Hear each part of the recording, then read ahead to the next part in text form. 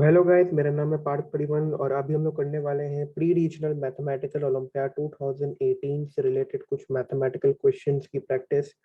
जिन जिन question पे मैंने blue mark लगाया हुआ है उन्हीं क्वेश्चंस को अभी हम लोग इस वीडियो के थ्रू प्रैक्टिस करेंगे।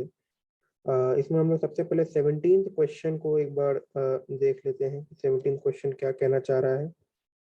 इसमें तुमको ये दिया हुआ है कि भैया दो ट्रायंगल है ए बी सी और डी ई एफ, जिसमें कि एंगल ए एंगल डी के बराबर है। ए बी और डी ई 17 है और बी सी और ई एफ 10 है और A C minus D F 12 है। We need to find the value of A C plus D F. ठीक है। तो इससे रिलेटेड सबसे पहले तो हम लोगों को भैया फिगर ड्रॉ करना पड़ेगा कि फिगर क्या होगा इससे रिलेटेड इस क्वेश्चन का। तो इस क्वेश्चन को पढ़ते पढ़ते हम लोग साइमल्टेनियसली फिगर भी ड्रॉ कर लेते हैं यहाँ पे। हालांकि रफ पेज दिया है, यही पे ड्रॉ कर सकते हैं। ठीक है। हाँ, तो यहाँ पे ट्राइंगल ए बी सी और डी ई एफ, तो यहाँ पे वाइट पेज है, यहाँ पे ड्रॉ कर लेता हूँ।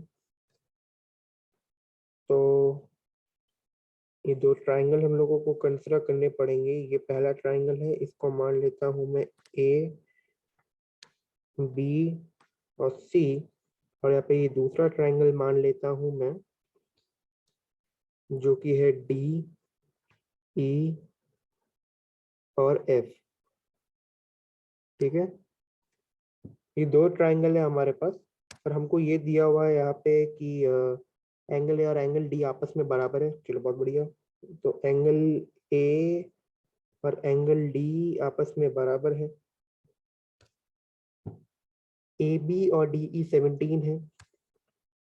ए बी, अच्छा ओहो, ए बी भी 17 है, डी ई भी 17 है और बी सी और ई एफ 10 है। बहुत बढ़िया। बी सी और एक मिनट, क्या बी सी और ई एफ, बी सी और ई एफ, अच्छा। तो ये हो गया 10, ये हो गया 10 और A C minus D F 12 है। अच्छा, तो एक काम करते हैं, यहाँ पे डी एफ को एक्स मान लेते हैं। ठीक है। यहाँ पे अपन डी एफ को ना एक्स मान लेंगे। अगर हम लोगों ने इसको एक्स मान लिया है तो फिर ए सी की वैल्यू हो जाएगी 12 प्लस एक्स।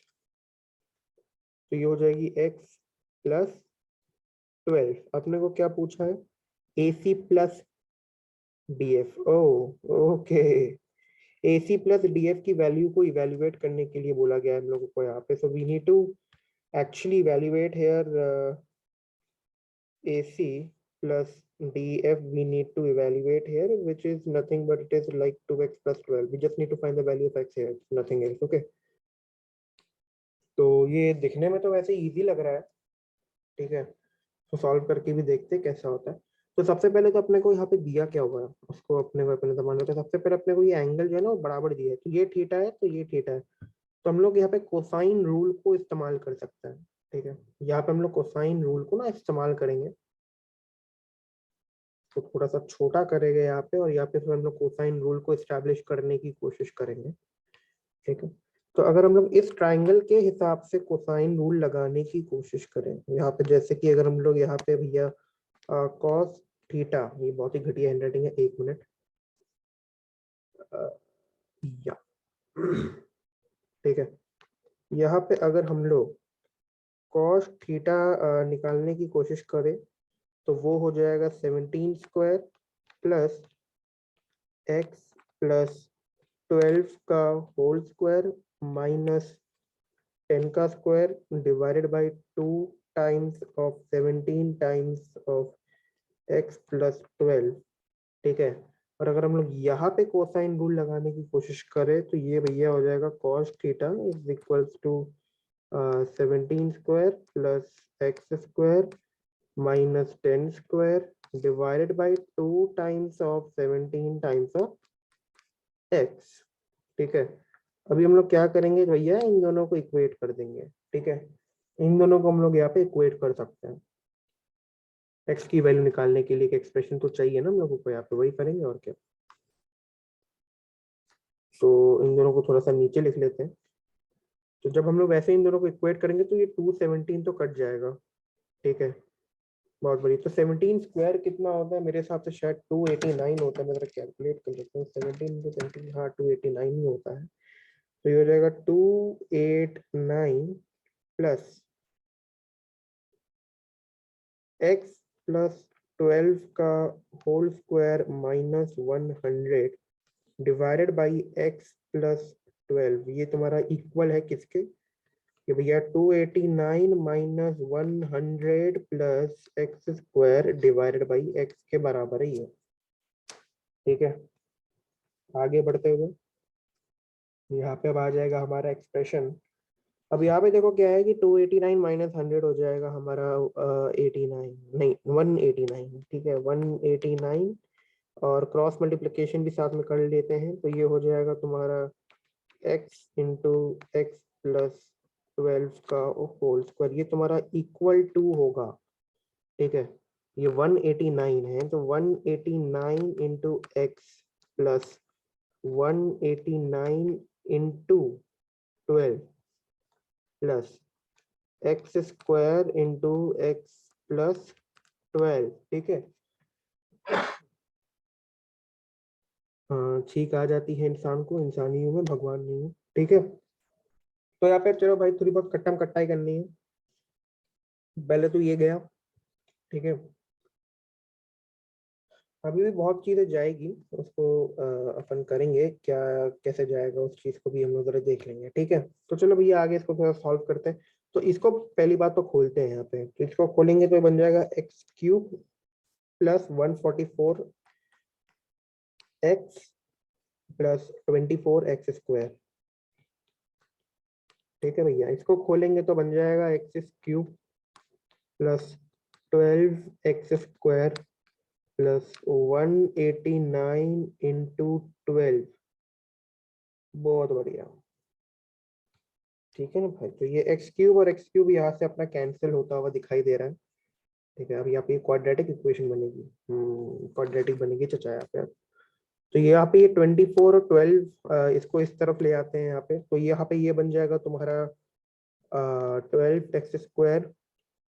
ठीक है, plus 144 x minus 12 into 189, it will be equal to 0। ठीक है ना भाई, now it will be equal to, पहली बात तो 12 का फैक्टर हटाएंगे तो x square plus 12x minus 189 equals to 0। ठीक है, ओह वाओ, एकदम माशाल्लाह चीजें मिलती हुई यहाँ पे।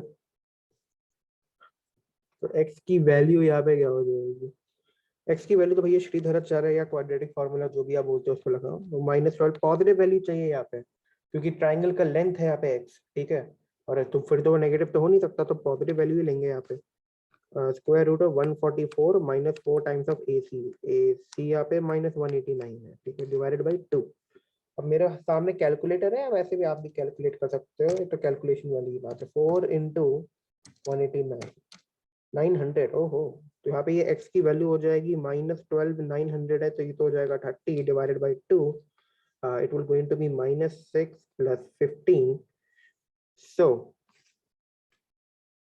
here x will equal to what, here x will be equal to 9।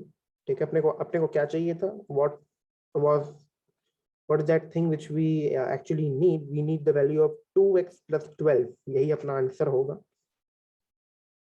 ठीक है, 2x plus 12, तो 2x plus 12 कितना हो जाएगा, 2 into 9 plus 12, it will going to be 18 plus 12, and the answer will going to be 30। 30 is basically the answer for this question।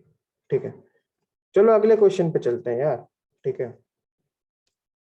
तो यहाँ पे अगर अपन ड्रॉ करें तो भैया इसका आंसर क्या निकल के आया है, भैया इसका आंसर हमारा 30 निकल के आया है।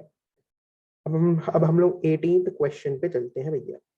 18th क्वेश्चन में हमको बोला है कि ए बी और सी हमारे 3 इंटीजर्स दिए हुए हैं, जो कि 4 के इक्वल है या उससे बड़े हैं, और अपने को भैया ये एक्सप्रेशन दी हुई है, अपने को बोला है प्लस बी प्लस सी की वैल्यू निकालना। वैसे तो ये क्वेश्चन बहुत ही ये क्वेश्चन असल में मैथ्स का नहीं है, क्वेश्चन असल में थोड़ा बहुत लॉजिक से ही सॉल्व होगा। ठीक है, इसमें मैथ्स नहीं घुसेड़ना है।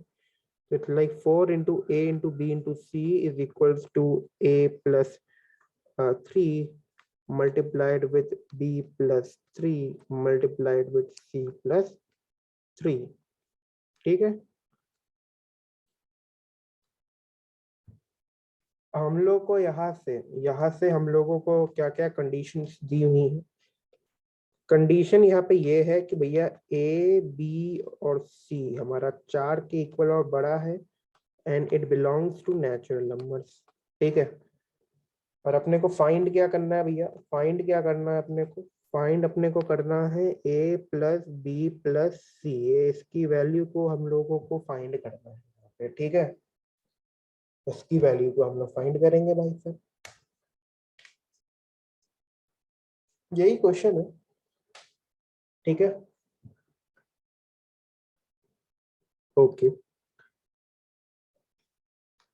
तो सबसे पहले क्या करेंगे, वापस से वही एक्सप्रेशन लिखते, 4abc ये अपना बराबर है a+3 multiplied with b+3 multiplied with c+3। ठीक है ना भाई, तो अगर हम लोग इसको ऐसे लिखें, +3 divided by a into b+3 divided by b into c+3 divided by c, या और अच्छे से इसको हम लोग ऐसे भी लिख सकते हैं, 3/a into 1+3/b into 1+3/c, हम लोग इसको ऐसे भी लिख सकते हैं यहाँ पे। ठीक है, तो इस चीज में भी यहाँ पे हम लोगों को कोई परेशानी नहीं होनी चाहिए। और आगे बढ़ते हुए, अच्छा एक बात बताओ, यहाँ पे वैसे यहाँ पे इसके रिलेटेड एक इनइक्वालिटी हम लोगों को स्टैब्लिश करनी है। अपने को क्या बोला गया था कि ए बी और सी हमारा 4 से इक्वल है, बड़ा है। ठीक है, इसका मतलब क्या हो सकता है, क्या हुआ यहाँ पे कि 1/a 1/b और 1/c का क्या रिलेशन होगा, वो 1/4 के इक्वल होगा या उससे छोटा होगा। ठीक है, पता है ना, अपोज करने में इनइक्वालिटी का साइन चेंज हो जाता है इक्वालिटी को छोड़ के। ठीक है, बहुत बढ़िया। तो अगर हम लोग 3/a और 3/b और 3/c की बात करें तो उसका नेचर क्या होगा, ये होगा। और यही से अगर हम लोग 1+3/a b या c की बात करें तो उसका क्या रिलेशन होगा, उसका रिलेशन होगा 1+3/4 जो कि होगा 7/4। ठीक है, कोई परेशानी वाली बात नहीं है यहाँ पे। तो इसका मतलब यहाँ पे क्या बनता है, इसका मतलब यहाँ पे ये बनता है कि 1+3/i को हम लोग मल्टीप्लाई कर रहे हैं ए बी सी से। इसका रिलेशन क्या होना चाहिए यहाँ पे, इसका रिलेशन होना चाहिए यहाँ पे ये हमेशा इस एक्सप्रेशन के इक्वल होगा या इस एक्सप्रेशन से ये हमेशा छोटा होगा। ठीक है, हम लोगों को मतलब यहाँ से यही चीज इवेल्युएट करके मिल रही है। ठीक है, तो इस चीज को भैया हम लोगों को अपने दिमाग के अंदर तरोताजा तरीके से घुसेड़ लेना है। तो 7/4 अगर यहाँ पे इवेल्युएट करें तो 1.75 आ रहा है, और इसकी थर्ड पावर 5.35 आ रही है। ठीक है, तो भैया सरल भाषा में यहाँ पे अगर हम लोग कहें तो ये तुम्हारा 5.35 है। इसका मतलब है कि जो हमारा ये एक्सप्रेशन है ना, ये हमारा ऊपर ये जो एक्सप्रेशन दिया हुआ है ना, ये एक्सप्रेशन, इसकी वैल्यू तो हमेशा होगी लेस देन 5.35। ठीक है, यहाँ से हम लोगों को ये पता चला, और ऑब्वियस सी बात है कि भाई एक्सप्रेशन हमेशा मोर देन 1 भी होगा। ठीक है, मोर देन 1 तो होगा ही, ऑब्वियस सी बात है, एबीसी नेचुरल नंबर यूज कर रहे हैं, 1 तो ऑलरेडी है तो प्लस ही होगा, 1 से बड़ा ही हमेशा कोई रिजल्ट आएगा। बट यहाँ से ये हमको ये भी पता चल रहा है कि लेस देन 5.35 आएगा ऑन द कंडीशन की एबीसी तुम्हारा 4 के इक्वल है, उससे बड़ा है और नेचुरल नंबर भी है। ठीक है, अब अब अब क्या है कि दिक्कत हो रखी है भाई। ठीक है, अब यहाँ पे हम लोगों को ना इसको कुछ अच्छे तरीके से भैया यहाँ पे रिप्रेजेंट करना हो। तो पहली बात तो 4 को हम लोग कैसे लिख रहे थे, हम लोग उसको लिख रहे थे a+3 divided by a multiplied with b+3 divided by b multiplied with c+3 divided by c। हमको यहाँ पे ये टारगेट रखना है कि भैया ए बी सी ये सारा का सारा तीनों तीनों नेचुरल नंबर होना चाहिए, 4 के बराबर या उससे बड़ा होना चाहिए। ठीक है, तो अगर हम लोग थोड़ा ऐसी अजम्पशन, ठीक है, अब हम लोग 4 को कैसे लिख सकते हैं 3 नंबर्स को एक्सप्रेस करते हुए? अच्छा एक बार बताओ, एक बात मैं तुमसे पूछना चाहता हूँ, अगर हम लोग 4 को 3 नंबर के फॉर्म में एक्सप्रेस करना चाहे तो कैसे लिखेंगे? हम लोग ऐसे लिख सकते हैं 1 × 1 × 4, या उसका कोई भी परमुटेशन, ठीक है, या इसका कोई भी परमुटेशन। हम लोग इसको लिख सकते हैं एज 2 × 2 × 1, या इसका कोई भी परमुटेशन। परमुटेशन मतलब या कोई भी ऑर्डर, जैसे कि 1 × 1 × 4 या 4 × 1 × 1 या 1 × 4 × 1, वो सिमिलरली 2 × 2 × 1 को लिख सकते हैं 2 × 1 × 2, 1 × 2 × 2, ऐसा, ठीक है। तो इसके मेन दो ही एक्सप्रेशन हो सकते हैं, या तो ये या तो ये, ठीक है। अब हम लोग पहले वाले को ट्राई करके देखते हैं, इसको ट्राई करके देखते हैं। अब ये तो ऑब्वियस ही बात है कि जो ये नीचे डिनोमिनेटर में a है, ये इसको तो कैंसिल नहीं करेगा, ठीक है, क्योंकि ऑब्वियस ही बात है a+3 और a के बीच में कोई रिलेशन नहीं है, ये हमेशा कोई फ्रैक्शनल वैल्यू ही देगा, और अपने को फ्रैक्शनल वैल्यू नहीं, अपने को नेचुरल वैल्यू चाहिए। सो a will not going to attack a+3, a will going to attack any one of b+c या c+3, ठीक है। तो लेट अस सपोज, ठीक है, लेट अस अज्यूम कि a attacks b+c, a b+c को अटैक कर रहा है यहाँ पे, और अटैक करके इसने पूरा 1 आंसर निकाल दिया, ठीक है। तो एक अपना 1 यहाँ पे फुलफिल हो चुका है, ठीक है। Now we need to fulfil our next 1, ठीक है। हम लोगों को इस 1 के लिए भी कोई पेयर चाहिए। अब यहाँ पे बी आने वाला है, ठीक है, देखो बी यहाँ पे b+3 को तो अटैक नहीं करने वाला, ठीक है। बी यहाँ पे सी को भी अटैक नहीं करेगा, ए को भी अटैक नहीं करेगा, ठीक है। तो B can attack either c+3 और a+3, या c+3 या a+3 में से कोई सी एक को बी अटैक करेगा, ठीक है। लेट अस सपोज कि c+3 को ही अटैक कर रहा है, ठीक है। सिमेट्रिक है, सिमेट्रिसिटी है भाई। अगर b a+3 को भी करता तो अपना अपना जो फाइनल आएगा देखना वो सेम ही रहेगा। कैसे रहेगा वो मैं आपको बताता हूँ, ठीक है। तो ये तो ऑब्वियस ही बात है कि अगर अपना इतना हो ही चुका है, तो c जब a+3 को अब अटैक करेगा, क्योंकि यही एक पॉसिबिलिटी बच गई है, ठीक है। अब c ही a+3 को अटैक करेगा, तो ये हमको क्या देगा? ये हमको 4 देगा, ठीक है। ये हमको 4 देगा ये वाला, तभी हमारा ये पूरा का पूरा रिजल्ट यहाँ पे 4 आ सकेगा, ठीक है। अब एक काम करते हैं, अब इस एक्सप्रेशन के थ्रू, मतलब ये जो अब हम लोगों ने यहाँ पे जो भी किया है, इसके थ्रू अब हम लोग ए बी और सी की वैल्यूज को निकालने की कोशिश करते हैं, ठीक है। यही तो मैथ होती है, मजा आ रहा है, ठीक है। व्हाइट का ग्रीन से करेंगे यार, ठीक है। अब देखो चाचा, a+3 जो है वो c से डिवाइड करके 4 मिला है, ठीक है। तो ये पहला हो गया, ठीक है। b+3 a के बराबर होगा तभी कैंसिल कर पाएगा। Similarly b must be equal to c+3 as per this yellow margin, ताकि ये इसको फुलफिल अटैक कर सके, ठीक है। तो ऑब्वियस ही बात है यहाँ पे थोड़ा सा ऊपर a+3 की वैल्यू आ गई 4c, b+3 की वैल्यू आ चुकी है a, और b की वैल्यू आ चुकी है c+3। इन तीनों की मदद से एक एक्सप्रेशन बनाते हैं एक ही वेरिएबल का। लेट अस सपोज कि ऐसा कोई एक्सप्रेशन बनाते हैं जिसमें सिर्फ a हो, इसका इस्तेमाल करके a की वैल्यू b+3 के बराबर है, और b को अब हम लोगों को a के फॉर्म में एक्सप्रेस करना है, ठीक है। यहाँ पे जैसा कि हम देख पा रहे हैं कि b की वैल्यू c+3 भी हो सकती है, तो लिख देते हैं भाई, ठीक है। तो a को हम लोग अब कैसे लिख सकते हैं? 3+3 हो जाएगा 6+c, बट पहले एक्सप्रेशन के अकॉर्डिंग हम लोग c को कैसे लिख सकते हैं? a+3/4, ठीक है। अब यहाँ पे भैया लेफ्ट हैंड साइड और राइट हैंड साइड दोनों तरफा हम लोग 4 को मल्टीप्लाई कर देते हैं, तो ये हो जाएगा 4a is equals to 24 plus a+3, ठीक है। कोई दिक्कत नहीं है। तो ये हो जाएगा अपना 3a इज इक्वल्स टू 27। तो यहाँ से अपना भैया आ जाएगा, यहाँ से अपना क्या आ जाएगा? यहाँ से अपना a की वैल्यू क्या आ जाएगी? 9 आ जाएगी, ठीक है। ऐसा किसी भी प्रकार की कोई परेशानी नहीं। भैया 9 आ चुकी है a की वैल्यू, यहाँ से अपन c निकाल लेंगे, तो c की वैल्यू क्या आ जाएगी? 9+3 12, c की वैल्यू 3 आ जाएगी, ठीक है। और b की वैल्यू आ जाएगी तुम्हारी 6।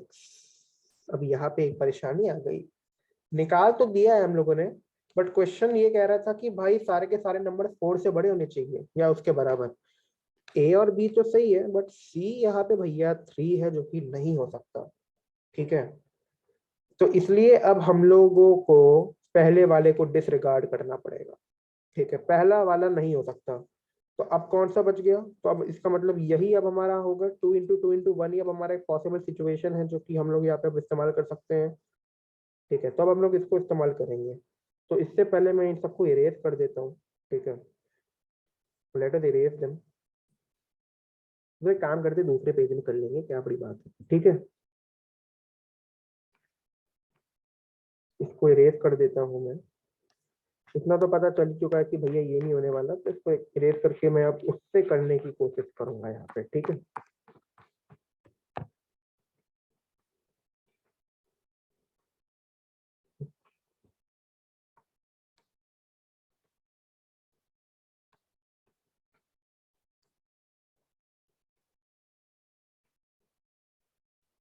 इन सबको इरेज करते हुए इसको भी, इसको भी, इसको भी, इसको भी, इसको और तो अब ये वाला तो भैया डिसरिगार्ड है। ठीक है, अब जो भी होगा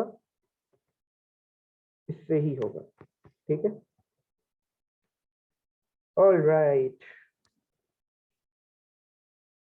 ठीक है, अब हमारा यही बच गया है, इसी के थ्रू अब हम लोग करने वाले हैं, because this is the only possible way. ठीक है, अब यही एक पॉसिबल वे है भैया जिसके थ्रू ये क्वेश्चन अब सॉल्व हो सकता है। इसको इसके थ्रू अब हम लोग सॉल्व करने की भैया कोशिश करते हैं यहाँ पे। ओके, तो चलो अटैक वाला पार्ट वापस से शुरू करते हैं।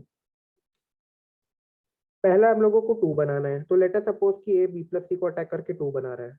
ठीक है, तो यहाँ से अपने को 2 मिल गया, पहला कंपोनेंट।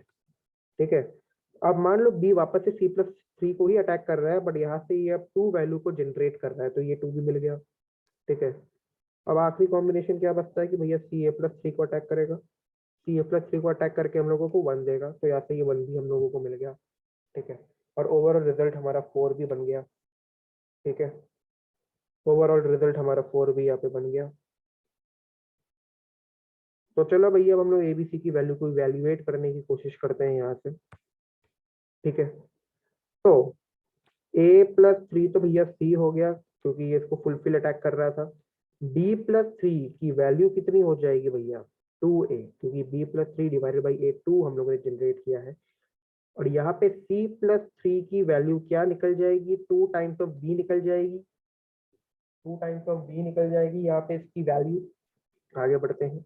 बस 3 एक्सप्रेशन मिल चुका है, वापस एक एक्सप्रेशन लोग यहाँ इन तीनों के थ्रू निकालने की कोशिश करेंगे जिसमें ए ही होगा।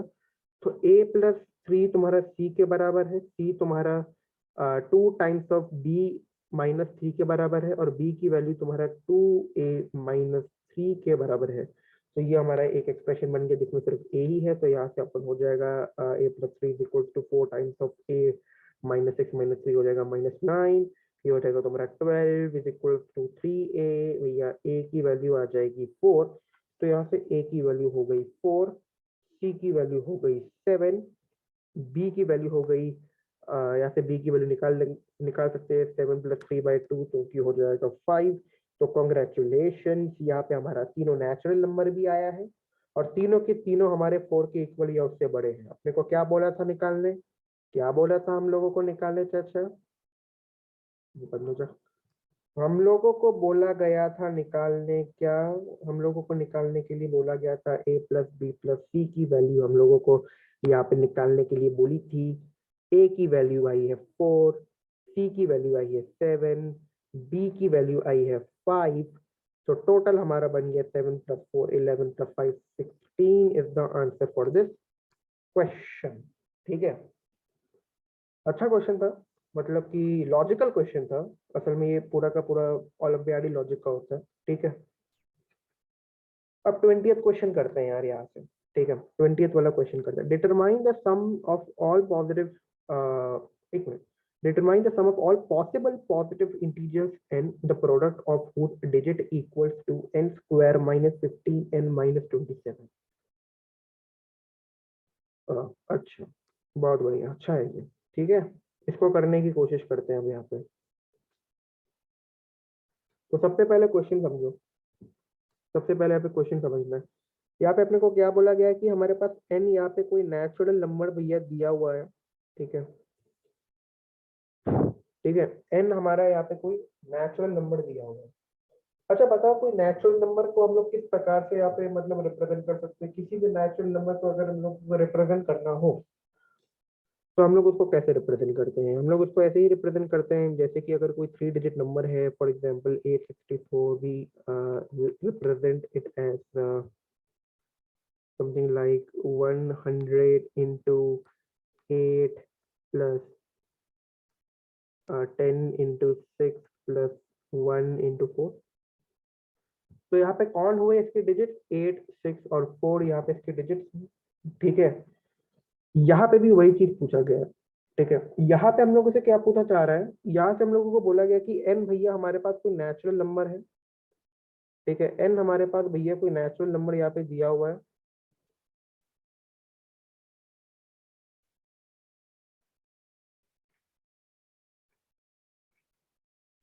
एन यहाँ पे हमारे को कोई नेचुरल नंबर दिया हुआ है और हमको यहाँ पे बोला गया है कि भैया N square -15 N -27।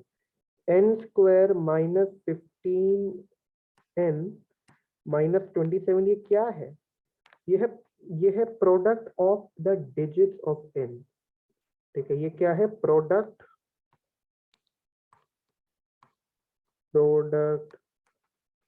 Of the digits of N.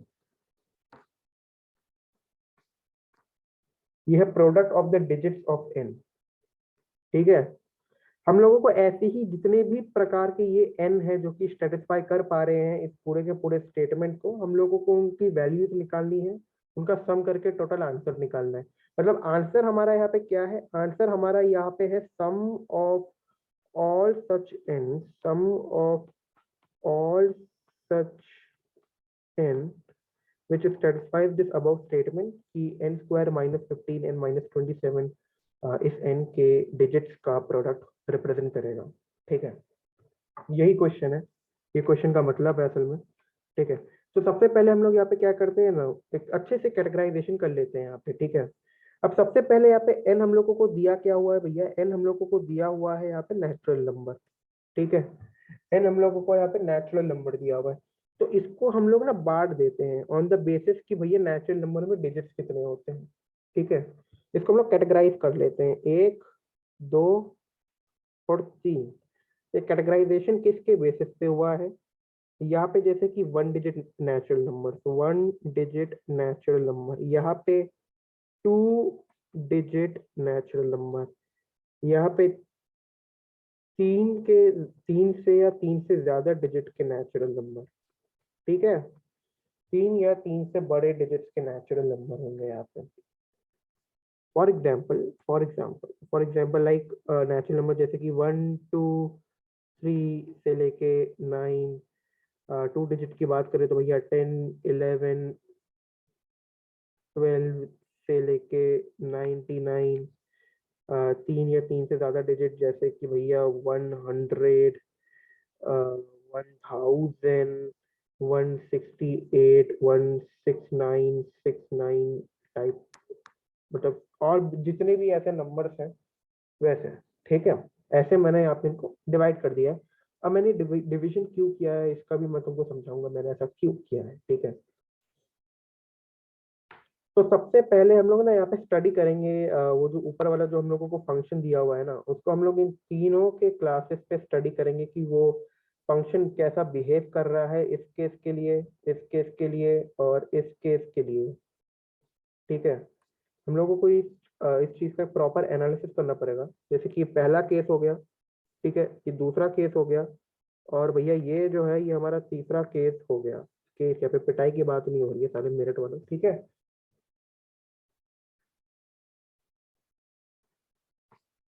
तो चलो सबसे पहले फर्स्ट 1 डिजिट नंबर्स की बात करते हैं यहाँ पे। ठीक है, 1 डिजिट नंबर्स की यहाँ पे हम लोग बात करेंगे। तो फंक्शन क्या था वैसे? फंक्शन अपना क्या था? फंक्शन एफ एन क्या था जो कि प्रोडक्ट रिप्रेजेंट करेगा? N square -15 n -27। ठीक है, हम लोगों को इसके नेचर को मतलब इवेल्युएट करना है। ठीक है, इसके नेचर को इवेल्युएट करेंगे सबसे पहले। अच्छा एक बात बताओ, मेरे को एक बात बताओ, जितने भी हमारे 1 डिजिट नंबर होंगे उनका डिजिट का प्रोडक्ट क्या होगा? वो नंबर ही तो होगा। ठीक है, वो नंबर ही तो उनका प्रोडक्ट होगा डिजिट का।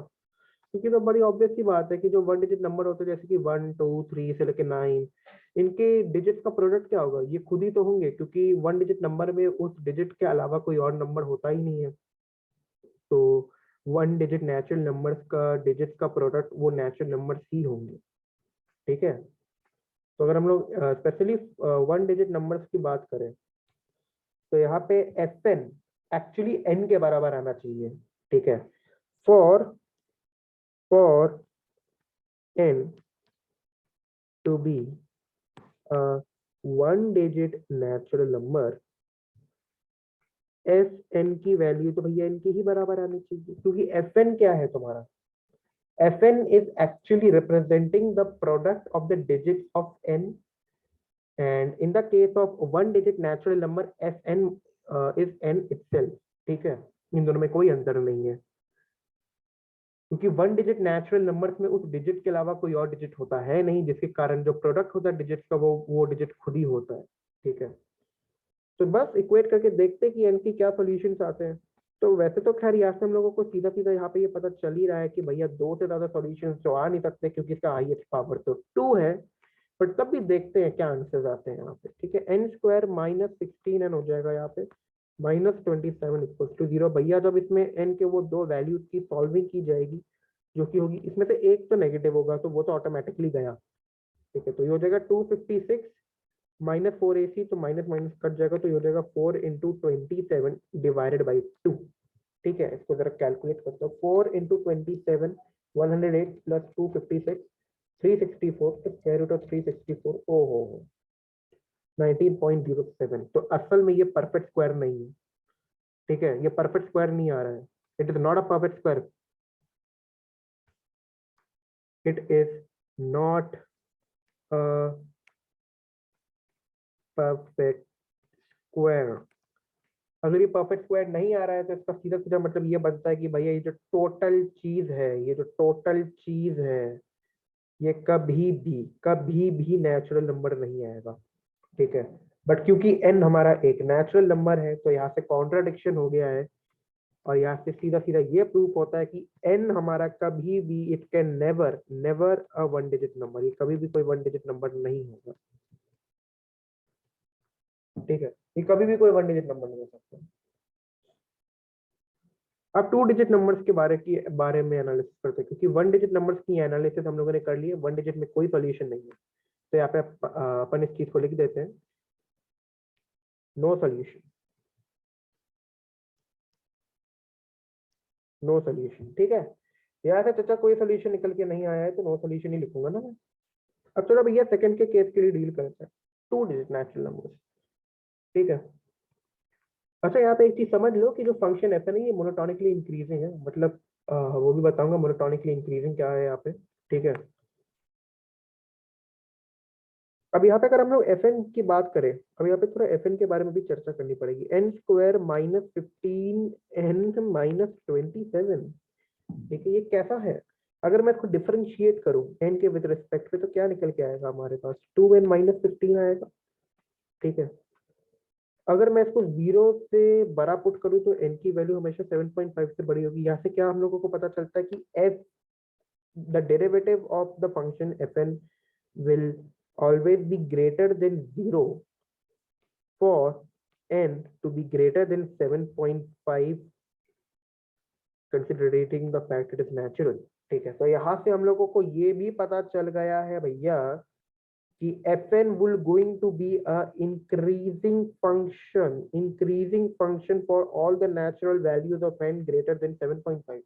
अब क्योंकि जितने भी टू डिजिट नंबर होते हैं भैया वो 7.5 से तो बड़े होते हैं ही, तो टू डिजिट नेचुरल नंबर्स के लिए fn भी हमेशा एक इंक्रीजिंग फंक्शन होगा। इसका मतलब यहाँ पे ये बनता है कि जैसे जैसे टू डिजिट नेचुरल नंबर्स की हम लोग संख्या बढ़ाते जाएंगे, उनकी वैल्यू बढ़ाते जाएगी, उसका जो हमारा प्रोडक्ट आएगा, मतलब जो फंक्शन की वैल्यू आएगी वो भी बढ़ेगी।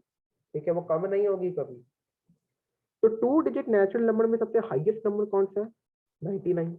ठीक है, मतलब 99 पे fn की जो वैल्यू है वो हाईएस्ट होगी। ठीक है, हाईएस्ट होगी भाई वो। और एक बार बताओ, हम लोग को पता है कि fn क्या रिप्रेजेंट कर रहा है? Product of the digit. तो 99 में प्रोडक्ट ऑफ द डिजिट्स क्या है, 9 into 9 जो कि है 81, ठीक है।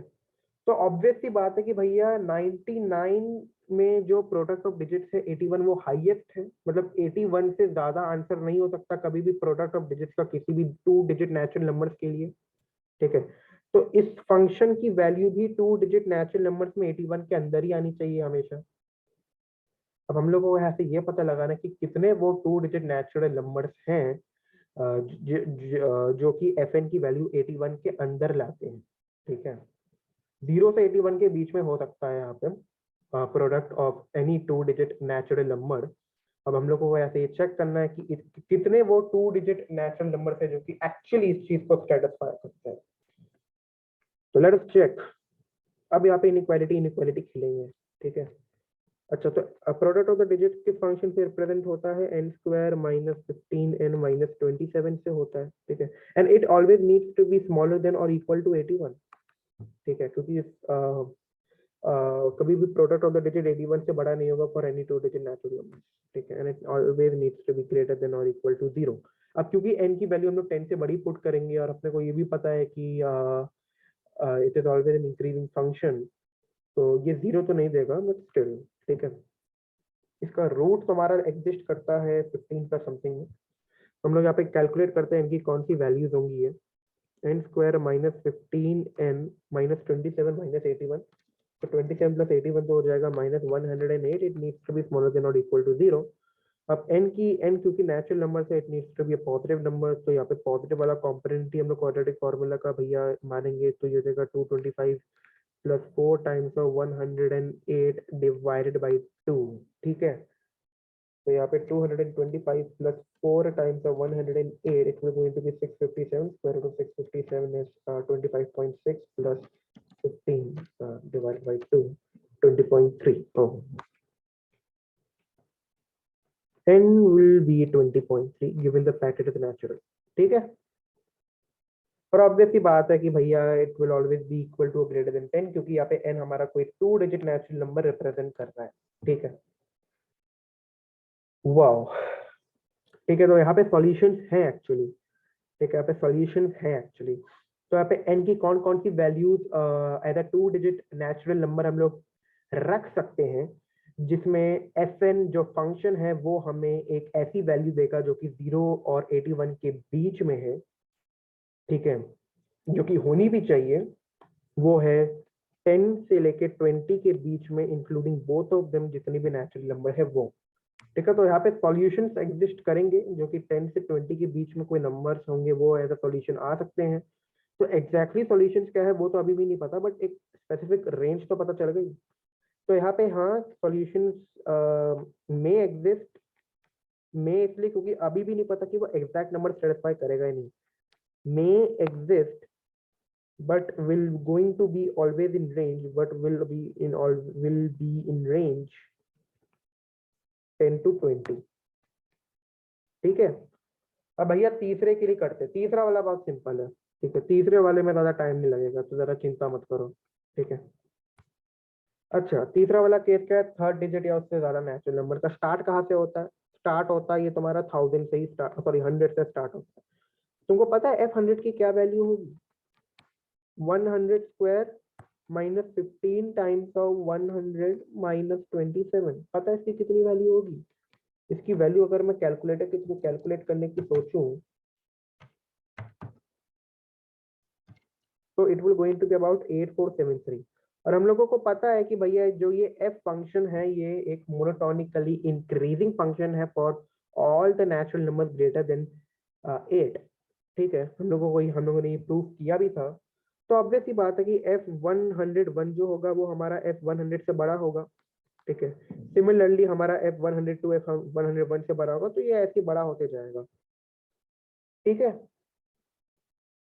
तो एक्चुअली में थर्ड डिजिट नंबर या उससे ज्यादा के लिए कभी भी कोई सॉल्यूशन एग्जिस्ट नहीं कर सकते, ठीक है। क्यों?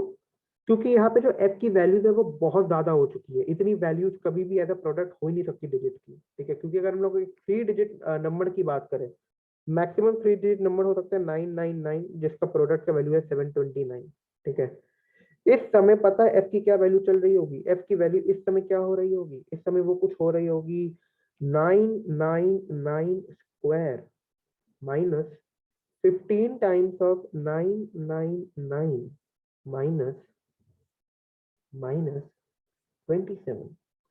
और अगर हम लोग इसको कैलकुलेट करने की कोशिश करें, -15 times of 999 minus 27, this value is actually 982989। ठीक है, तो ये कभी भी इक्वल तो अब हो ही नहीं सकते, क्योंकि इनके बीच में गैप बढ़ता जा रहा है। ठीक है, इनके बीच में गैप बढ़ता जा रहा है। अगर हम लोग यहाँ पे एक्चुअली में स्केच करने की कोशिश करें, यहाँ पे स्केच करने की कोशिश करें, किसके किसके बीच में स्केच करने की कोशिश करोगे तुम? जैसे कि नंबर्स हो गए,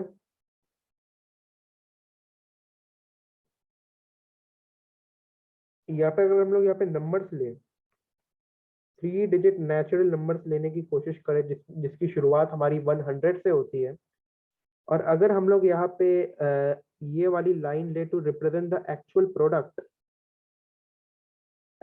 product of the digits of all the natural numbers having greater than or equal to 3 digits,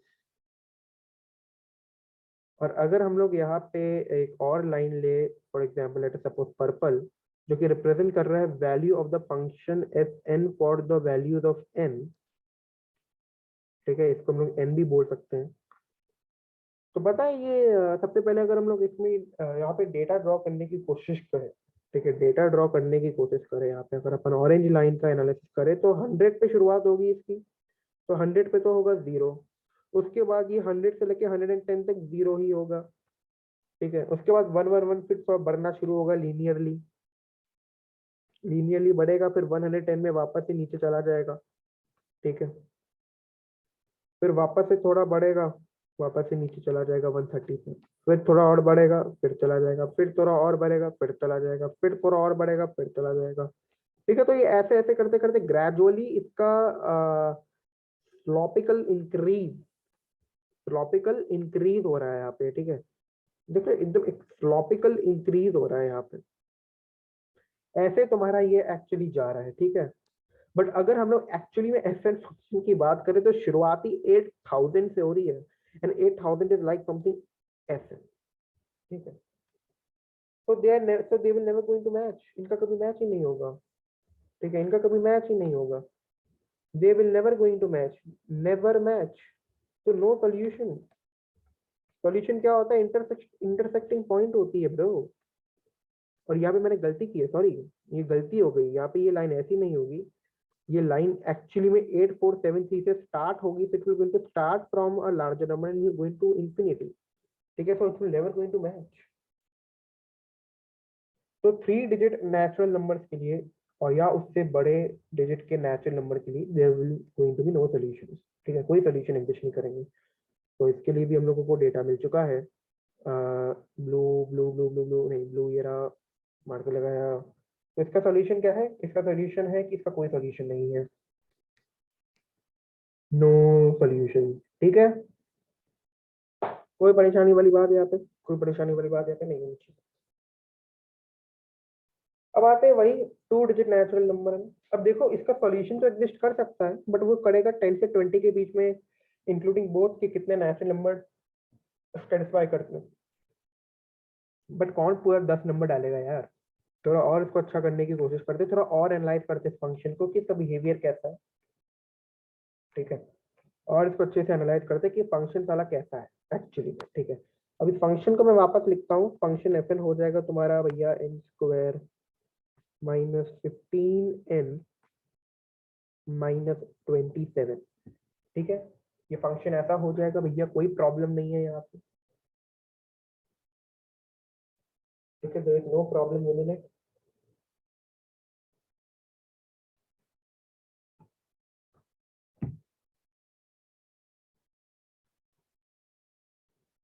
अब अगर हम लोग एनालाइज करें यहाँ पे कि इस फंक्शन के थ्रू अगर हम लोग यहाँ पे देखो, ऑब्वियस ही बात है कि n यहाँ पे कोई नेचुरल नंबर ही है। ठीक है, तो यहाँ से हम लोगों को एक्चुअली में ये निकालने की कोशिश करनी है कि n डिजिट क्या हो सकता है। n डिजिट, ठीक है। देखो ऑब्वियस सी बात है कि अगर n नेचुरल नंबर है तो नेचुरल नंबर हो सकता है तुम्हारा इवन या ऑड, ठीक है। अगर ये इवन या ऑड है, लेट अस सपोज पहले हम लोगों ने इसको इवन लिया, तो n स्क्वायर भी इवन होगा, 15n क्या होगा, 15n भी इवन होगा। ये हमारा ऑड है, ठीक है। और माइनस को कॉमन ले लेंगे तो ये पूरा कंप्लीटली तो प्लस हो जाएगा, ठीक है। तो इवन और ऑड तुम्हारा क्या होता है, इवन और ऑड तुम्हारा ऑड ही होता है, जो कि इवन से सब्ट्रैक्ट करोगे तो ऑड ही आंसर आएगा, ठीक है। सिमिलरली अगर हम लोग यहाँ पे कोई ऑड नंबर लेते, इसको इरेज कर देता हूँ। सिमिलरली अगर हम लोग यहाँ पे कोई ऑड नंबर लेते तो भी यही रिजल्ट आता, ठीक है। ये ऑड होता, फिर 15n ऑड होता, ठीक है। तो odd plus odd, odd, odd minus odd, odd, ठीक है। तो ऑड ही हमारा मैथ, ऑड ही आंसर आ रहा है इसका।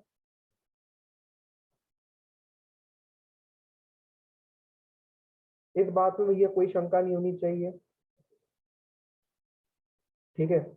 और एक और चीज हम लोगों को यहाँ पे यहाँ ध्यान रखने की, आंसर तुम्हारा 10 हो सकता है, 11, 12, 13, 14, 15, 16, 17, 18, 19 या 20। अब हम लोगों को छाटना है यहाँ पे, ठीक है, छाटेंगे एक एक करके। पहली बात 10 और 20 तो हो नहीं सकता, क्योंकि एक्चुअली प्रोडक्ट तो इसके डिजिट का जीरो है, और जीरो तो ये फंक्शन ला नहीं सकता। जीरो इसका फंक्शन कभी इसके रूट्स में आएगा, और रूट्स इसका कोई नेचुरल नंबर नहीं है, ठीक है। अब आता है 11, 11 का प्रोडक्ट क्या है, 1, ठीक है। क्या n square minus 15n plus 27 one value देगा for two digit natural number? नहीं, ठीक है, वो नहीं देगा। फिर आता है 2, इसकी वैल्यू 2 कब होगी, ठीक है। ऐसे ऐसे करते करते हम लोगों को एक्चुअली में पता लगाना है यहाँ पे, ठीक है। तो अगर हम लोग यहाँ पे थोड़ा प्रॉपरली एनालाइज करें तो एक्चुअली में पता है हम लोग यहाँ पे एक फंक्शन स्टैब्लिश कर सकते हैं, ठीक है। ओ हाँ यार, हम लोग यहाँ पे फंक्शन स्टैब्लिश कर सकते हैं, पता है। अगर देखो यहाँ पे देखो नंबर्स कैसे हैं, 12, 13, 14, 15, 16, 17, 18, इनका प्रोडक्ट क्या है, 2। इनके डिजिट का प्रोडक्ट क्या है, 2, 3, 4, 5, 6, 7 या 8। तो इसका मतलब ये है कि अगर n यहाँ पे हमारा कोई नेचुरल नंबर है या इनके बीच में, तो इनका प्रोडक्ट पता है हमेशा क्या होगा, इनका प्रोडक्ट पता है हमेशा क्या होगा, इनका प्रोडक्ट होगा हमेशा n-10। क्यों? और ये कौन कौन से नंबर्स के लिए एप्लीकेबल है, ये 10 से लेकर 19 के लिए एप्लीकेबल है, 20 के लिए नहीं है ये, ठीक है। ठीक है, और वैसे भी 20 आंसर नहीं, इतना तो पता ही हम लोगों को, 10 भी नहीं है इतना भी पता, तो ये हमेशा सेटिस्फाई होगा, ठीक है।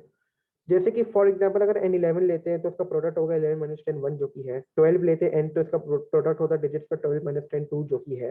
ऐसे ही करते करते हैं, ठीक है। तो अगर हम लोग यहाँ पे हम लोग को ये भी पता है कि fn क्या रिप्रेजेंट कर रहा है, प्रोडक्ट रिप्रेजेंट कर रहा है n square minus 15 n minus 27, जो कि एक्चुअली में n माइनस 10 भी हो सकता है for the natural numbers n like 11 से लेके 19 के लिए। अब देखते हैं कि 11 से लेके 19 इंक्लूडिंग बोथ ऑफ देम के अमंग कौन सा ऐसा नेचुरल नंबर है जो कि इस एक्सप्रेशन को सेटिस्फाई कर सकता है, और जिसने कर दिया वही हमारा n का पॉसिबल आंसर होगा, जो कि नेचुरल नंबर होना चाहिए n, और वही इसको जितने भी टोटल वैल्यूज हैं उनको सम करेंगे, वही हमारा आंसर भी आएगा, ठीक है। तो इसको जरा इवेल्युएट करने की हम लोग कोशिश करते हैं, इसको इवेल्युएट करते हैं यहाँ पे, ठीक है। तो इवेल्युएट करते हैं। अरे बाप रे, ओहो, ओहो, तो ये अपने आप ही ऊपर जाने लगा था, अबे क्या हो रहा है, ठीक है। तो यहाँ पे अगर हम लोग इसको ऐसे करें तो पहली बात तो ब्लैक पेन ले लेते हैं और इसको जरा मैं मार्क कर देता हूँ। तो n square minus 15 n minus 27 की वैल्यू हो जाएगी n माइनस 10 के बराबर, ठीक है। तो n square minus 16 n minus 10 यहाँ पे आके प्लस 10 हो जाएगा, तो it will going to be minus 17, it will be equal to 0, ठीक है। तो और हम लोग अगर इसको सेटिस्फाई करते हैं तो यहाँ से एक्चुअली में we can have answer like n square minus 17n plus n minus 17 equal to 0, ठीक है। तो ये हो जाएगा n into n minus 17 plus 1 times of n minus 17 equals to 0, it will going to be n plus 1 into n minus 17 equals to 0। तो यहाँ से answer क्या आ रहा है, n की वैल्यू आ रही है -1 या 17। -1 तो हो नहीं सकता क्योंकि ये नेचुरल नंबर है। n की वैल्यू है 17 जो कि नेचुरल नंबर भी है, 11 से 19 के बीच में भी है। तो 17 is the only and only natural number. ठीक है, तो इसका आंसर भी 17 ही होगा। तो इसका आंसर क्या हो गया चाचा, इसका आंसर क्या हो गया चाचा, इसका आंसर हो गया 17 is the answer for this question. ठीक है, उफ, बहुत ही अच्छे अच्छे क्वेश्चन हैं यहाँ पे। अब एक लास्ट क्वेश्चन हम लोग करेंगे आज के इस वीडियो के लिए, जो कि है क्वेश्चन नंबर 7। इस क्वेश्चन को मैं जरा पढ़ लेता हूँ। A point P in the interior of a rectangular hexagon is at a distance of 8, 8 and 16 units from the three consecutive vertices of the hexagon. ठीक है, हम लोगों को सर्कम रेडियस की वैल्यू चाहिए।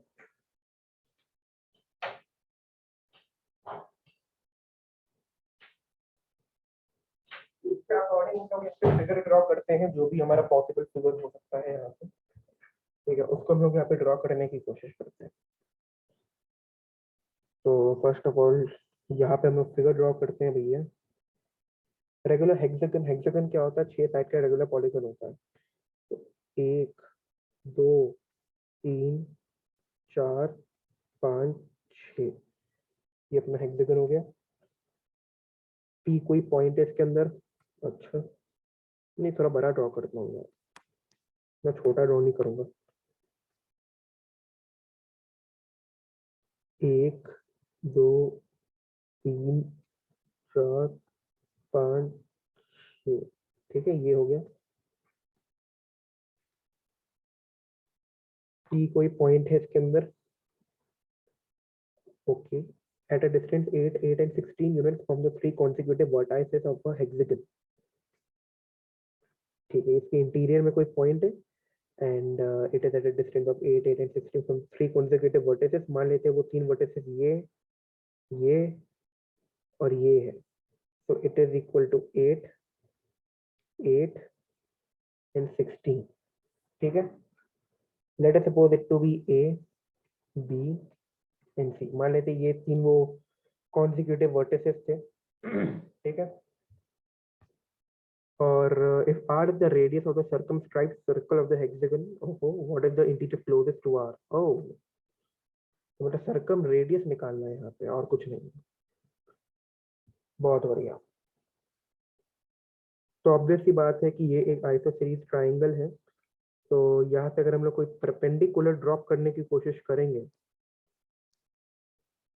तो दूसरा कलर ले लेता हूँ। यहाँ से अगर हम लोग कोई परपेंडिकुलर ड्रॉप करने की कोशिश करेंगे तो ये दोनों को इक्वली काटेगा। ठीक है, हमने को पता है कि भैया जो हमारा सर्कम रेडियस होता है, ठीक है, जो हमारा यहाँ पे सर्कम रेडियस होता है,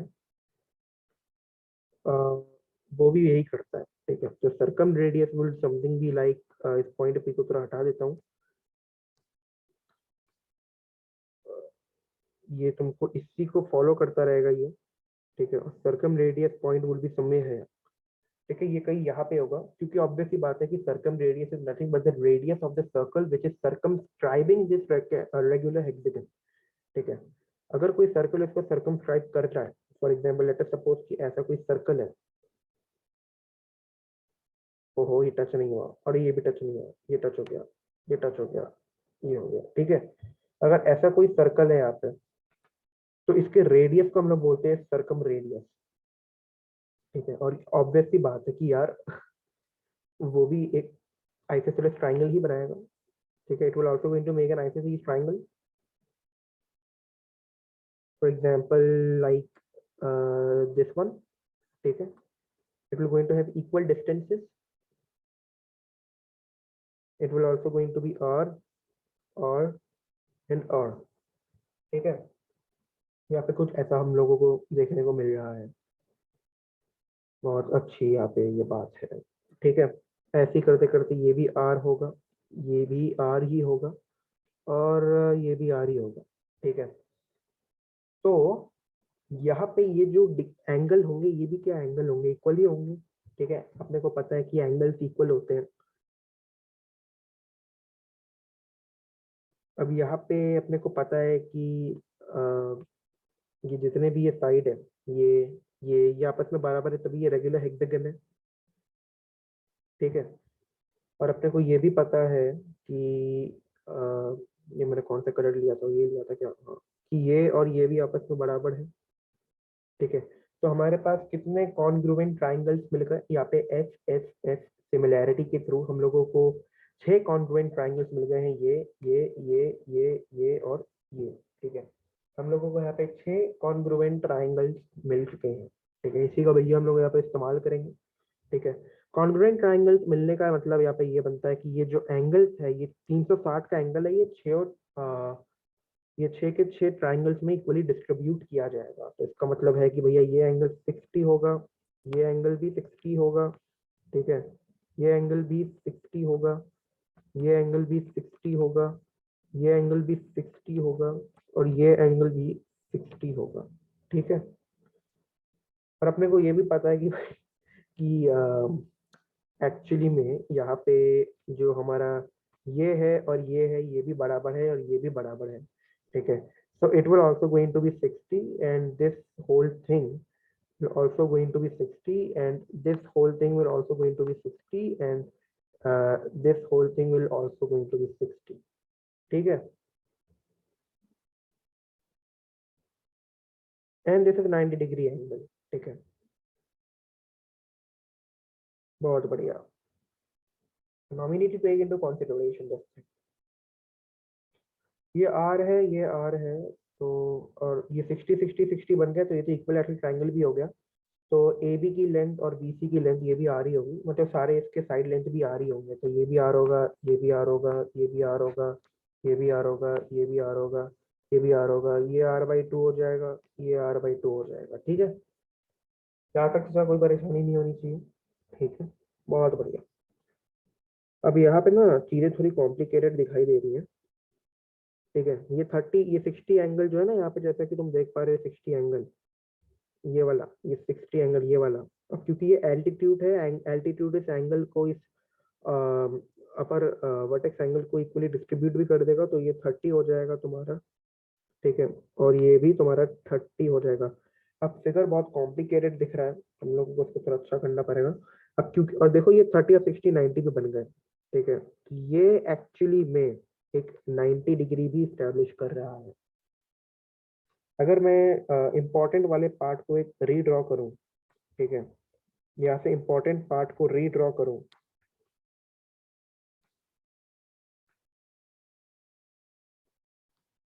पूरा सा नीचे यहाँ पे। ठीक है, अगर मैं इसको एक रीड्रॉ करने की कोशिश करूं इम्पोर्टेंट वाले पार्ट को, इसको मैंने ओ माना हुआ है। ठीक है, तो पहले तो मैं इसको इरेज करूँ, एस एस एस, तो ठीक है, बहुत बढ़िया। तो पहले ए बनेगा। ठीक है, ये 8 और 8 का यहाँ पे क्या चक्कर है, अच्छा 8 भी तो मिल गया, तो सर्कम रेडियस तो मिल ही गया ब्रो। ठीक है, सर्कम रेडियस तो मिल ही गया। यहाँ पे सर्कम रेडियस क्या हो जाएगा यार, सर्कम रेडियस क्या हो जाएगा, ये अपने को 8 पता चल चुका है यहाँ पे। ठीक है, और अपने को ये पता है, तो इससे इक्विवेलेंट फिगर यहाँ पे मैं बना देता हूँ। ठीक है, हू, तो ये ऐसा हो गया। ठीक है, ए, ये पॉइंट ए था। ठीक है, ये पॉइंट ओ है।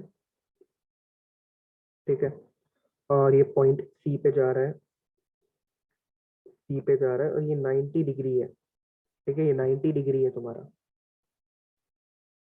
फिर सी से पॉइंट बी पे जाएगा, फिर ए बी और सी। अच्छा, को थोड़ा सा ना ऊपर करना पड़ेगा मुझे। ठीक है,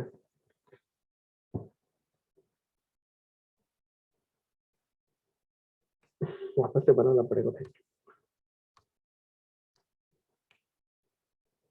ठीक है, तो ये हो जाएगा तुम्हारा ए से मैंने शुरुआत किया, ये पॉइंट ओ है। ठीक है, फिर यहाँ से मैं 90 डिग्री के एंगल में सी की तरफ बढ़ता जाऊंगा, तो ये हो जाएगा सी। ठीक है, फिर ये बी, और फिर यहाँ से सी की तरफ तो मैं चला ही गया। ठीक है, अच्छा, तो ए ओ अपना आर है। ठीक है, ओ सी भी अपना आर ही है, ए बी भी अपना आर है। ठीक है, वैसे अंदर एक इंटीरियर पॉइंट पी जो था वो तो है अभी भी। ठीक है, ये 90 डिग्री है, इस चीज का ध्यान रखना है। ठीक है। और ये पॉइंट ओ से लेके, नहीं ऐसा कुछ लेना है यहाँ से कि ये इंटरसेक्ट करे इसको। ठीक है, ये ए बी सी, ठीक है, ये भी आर है, ये भी आर है तुम्हारा, ओ बी भी आर था तुम्हारा। ठीक है,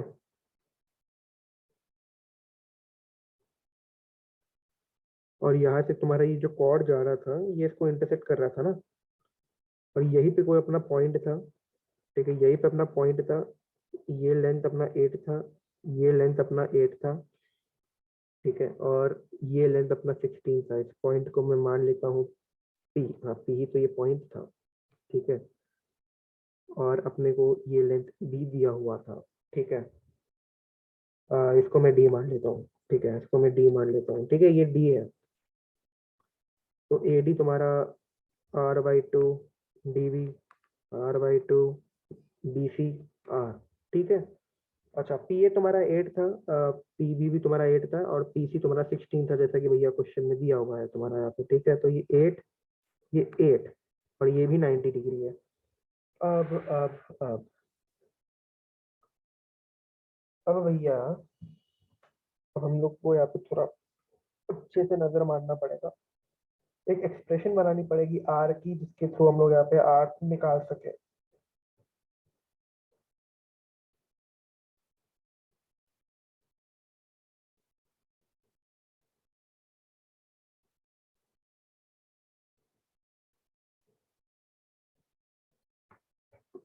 और एक्सप्रेशन हम लोगों को मिल चुकी है, कॉन्ग्रेचुलेशन। और अपने को ये भी पता है कि angle O A D, angle O A D क्या है? ये angle O A D 60 degree है। ठीक है, ये एंगल ओ ए डी कितना था? 60 डिग्री था, देख सकते हो यहाँ पे 60 डिग्री है, तो ये एंगल अभी भी 60 डिग्री ही है। अब यहाँ से अपने को एक एक्सप्रेशन मिल गया है वैसे। ठीक है, तो इससे रिलेटेड चीजें मैं यहाँ पे लिखना चाहूंगा। अब यहाँ पे चीजें आएंगी, इसको ध्यान से देखना। ठीक है, इसको ध्यान से देखना। पहली बात तो मेरे को ये बताओ, P D plus P O, अब अपना किसके बराबर है? D O. ठीक है, ऑब्वियस सी बात है, पी डी और पी ओ तुम्हारा डी ओ ही हुआ। ठीक है, ये बात तो है। ठीक है, और डी ओ क्या है तुम्हारा? डी ओ क्या है तुम्हारा? ये है तुम्हारा आर, जो कि है ए ओ, आर साइन 60, साइन 60। और साइन 60 क्या होता है? साइन 60 होता है तुम्हारा √3/2। ठीक है, ये आर है तुम्हारा। ठीक है, इसको, ये मेरी हैंडराइटिंग खराब है, but it is R, it is symbolizing R. ठीक है, now let us evaluate PD and PO. पहली बात तो पीडी की वैल्यू क्या है? पीडी की वैल्यू क्या है? पाइथागोरस लगा। इसमें इसमें इसमें पाइथागोरस लगाएगा। ठीक है, क्योंकि राइट एंगल है यहाँ पे। तो भैया पीडी की वैल्यू तुम्हारी आ जाएगी 8² माइनस r/2 का होल स्क्वायर। ठीक है, और अगर भैया अपन पीओ की वैल्यू को ना इवेल्युएट करने का कोशिश करो, तो यहाँ पे भी पाइथागोरस खेल सकते हैं अपन। जैसे कि ये पी ओ सी, जैसा कि हम देख पा रहे हैं, ये भी हमारा एक राइट एंगल ट्राइंगल बना रहा है यहाँ पे हमारा पी ओ सी। तो पीओ क्या बना जाएगा तुम्हारा? पीओ क्या बनेगा? पीओ होगा तुम्हारा यहाँ पे 16² माइनस r²। ठीक है, बस यार कॉन्ग्रेचुलेशन इन दोनों को।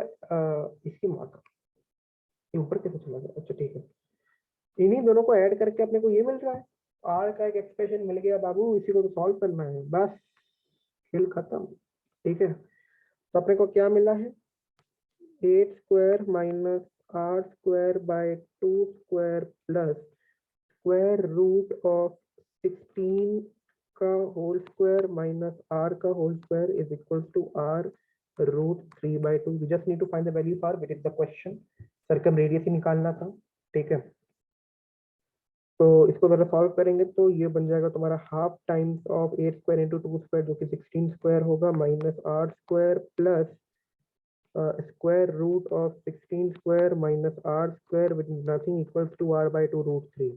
ठीक है, अब कोई दिक्कत वाली बात नहीं है, आगे बढ़ेगा। ठीक है, 1/2 + 1 3/2 square root of 16 square minus r square is equal to r by 2 root 3। भैया 2 कैंसिल, ठीक है।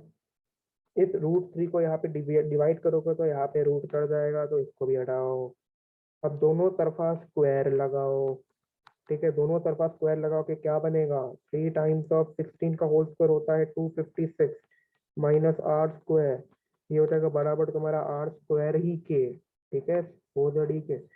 तो यहाँ पे ये बन जाएगा तुम्हारा, इसको और इवेल्युएट करेंगे तो बन जाएगा 3 times of 256 it is equal to 4 times of R square, ठीक है।